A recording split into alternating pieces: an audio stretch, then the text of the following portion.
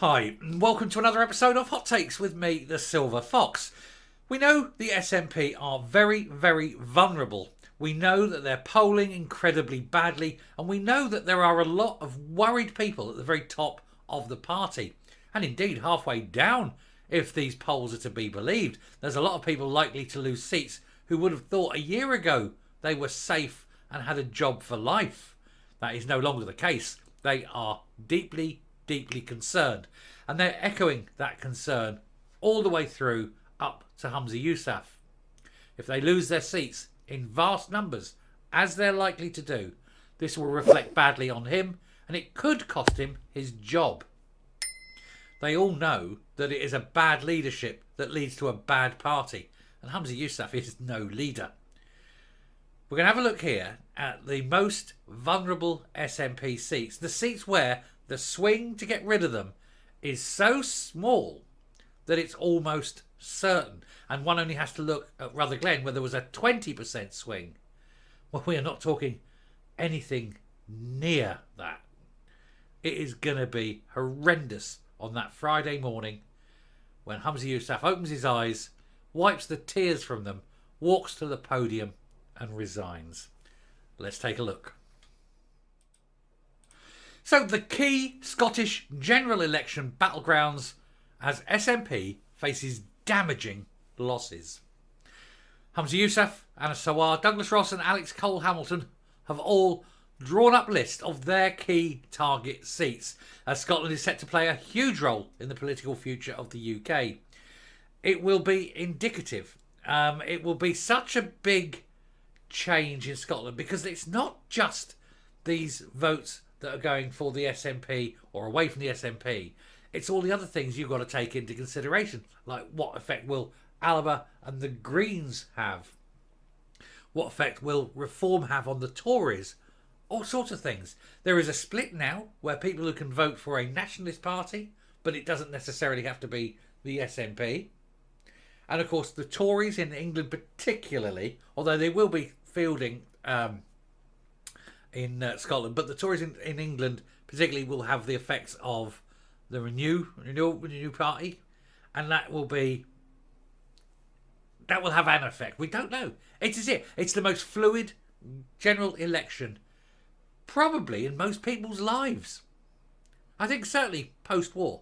This is the weirdest general election post-war, given the options and the choices, and it's going to be one of the hardest to call. But it won't be good for the SNP, regardless of what happens. They are truly in trouble.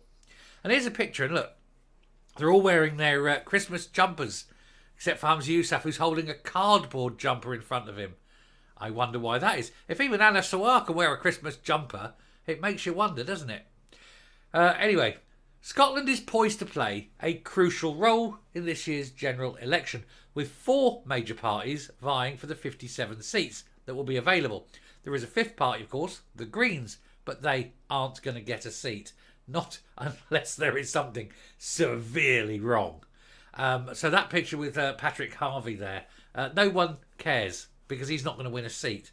So he's not going to bother. Oh, we're going to stand in every constituency or some such rubbish.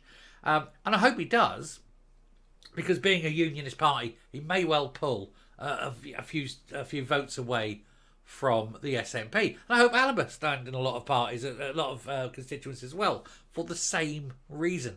You know, pull those votes away from the SNP. And if between them they can pull a few, it just makes it so much easier for everyone else, doesn't it? But wait until you see the numbers further down. It is truly remarkable. Anyway, analysis this week suggests Humza Yousaf party will pick up just 25 seats. And that's based on the numbers. That's not taking into consideration that most wonderful thing, tactical voting. It's up to people to do this. Tactical voting, make it happen, get him down to single figures. This would be a miserable return on the 48 it managed in 2019. And in comparison, Labour, who just won 1 seat, are now back up to 24, possibly more. The Tories and the Lib Dems will also play a part in the contest, with Tory losses in Scotland set to be less harsh than in the UK, and possibly even, according to some polls, a very slight gain.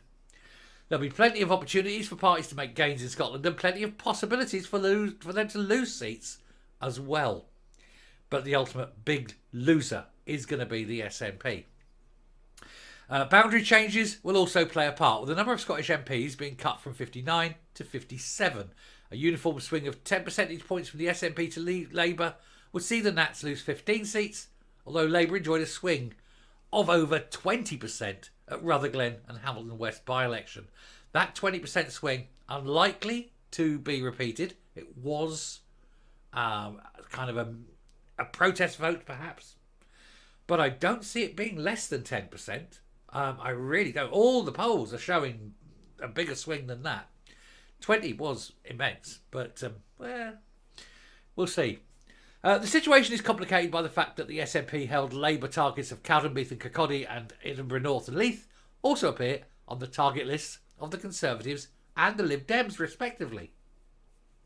Labour is also likely to enjoy big gains in its former heartlands of Glasgow and Lanarkshire. We did the poll yesterday, indeed, that showed that Glasgow itself will be all Labour. There will not be a single SNP seat in Glasgow, which is stunning. They have gone from a stronghold to a wipeout. But then people are waking up.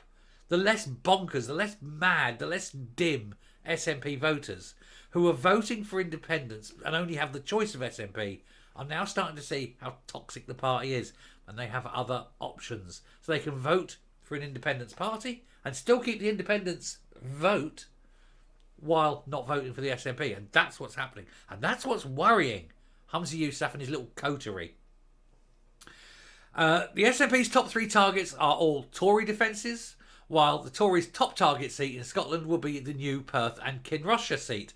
Lib Dems have 3 Scottish seats with their top 10 target seats, with Fife North East their second overall, according to Professors Colin Railings, I don't know how you pronounce that, and Michael Thrasher of the University of Plymouth, who compiled a list for the PA News Agency. Now, these are the numbers, and this is where a little bit of tiny swing makes such a big difference, and they're likely to lose them. So we're going to have a look at Labour's top 3.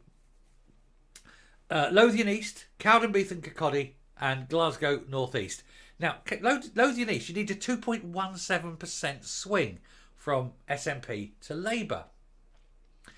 But if SNP voters, if a few vote for Alba and a few vote for the Greens, that drops massively, and it might only take a 1.5% swing for Labour.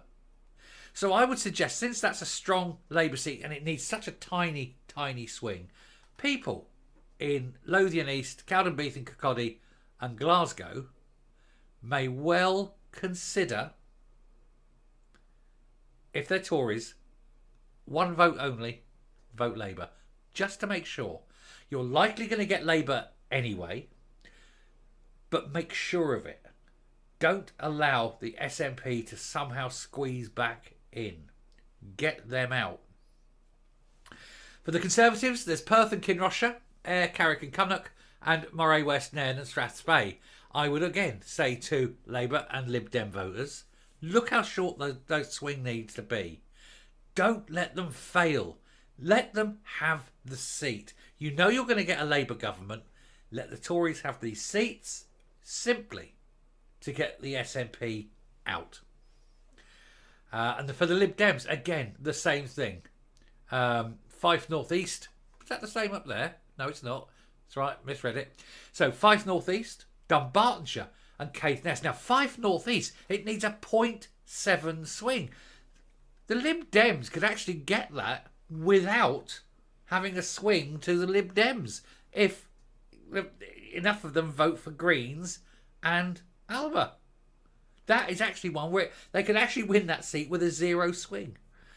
But again, Labour and Tories, just give them a vote. Just make sure. Just make sure that they get the SNP out. Dumbartonshire only 1.7. That's sod all. And even there, Caithness, Sutherland and Easter Ross, 2.4. It's not a big ask. Vote. Give them it. Get the SNP out and save Scotland.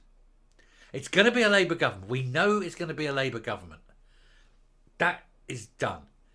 Let's accept that that's the done and dusted thing. Give your votes to the other parties where it's needed and get the SNP out. And make sure that they aren't there to destroy everything. There we go. It's so easy. It's so small. And bang, there's 9 of them gone without a quiver of a doubt. And in your other areas, look to see who's second. Vote for second. If it's an SNP seat, vote for second, regardless of party. Get them out. It could be soon. Who knows? It just could be soon. Now, the SNP want to take back Aberdeenshire West and Kincardine. They want to take Dumfries and Galloway, and they want to take Edinburgh West. Again, don't let them. Look who the incumbent is and vote for the incumbent. Don't let them get it. Whoever it is, vote for the incumbent. So, there's 2 there. The first 2, Conservatives. Don't care if you're Labour, anything. Vote for the incumbent. Vote for the Tories. Keep them in. Edinburgh West, Lib Dem. Everyone, Tories, Labour, vote for the Lib Dems. Keep them in. Don't let the SNP get away with anything. Eradicate them. Wipe them out. Put them into single figures if we can. And save everything. Do it for the good of the nation. Anyway, I shall stop. Thank you very much for watching. I think this is impressive numbers. They're so small in some of the cases. But it can easily be done. Just a one single vote, and who knows, you may even wipe them out. The smiles there will certainly not be replicated on that Friday morning. He won't be smiling, him on the end, because he'll have no seats. And Humza, yeah, if he gets down to single figures, he's gone. Anyway, we'll stop there. We'll come up and we'll round off. I'll come to a conclusion, round off the video. So there you have it. The numbers are small. It's easily achievable. It's up to you. Vote for whoever's in second, or if the SNP look like they're challenging, vote for the incumbent. Keep them out. Without them, life will be better. And of course, if you cut their funding from Westminster, who knows? They could even go bankrupt and disappear up their own wahoo. Thank you very much for watching. Do please hit the subscribe button, ring the bell. Leave a like, leave a comment, please share the video. Till next time, stay safe, stay well, and I will speak to you later. Bye.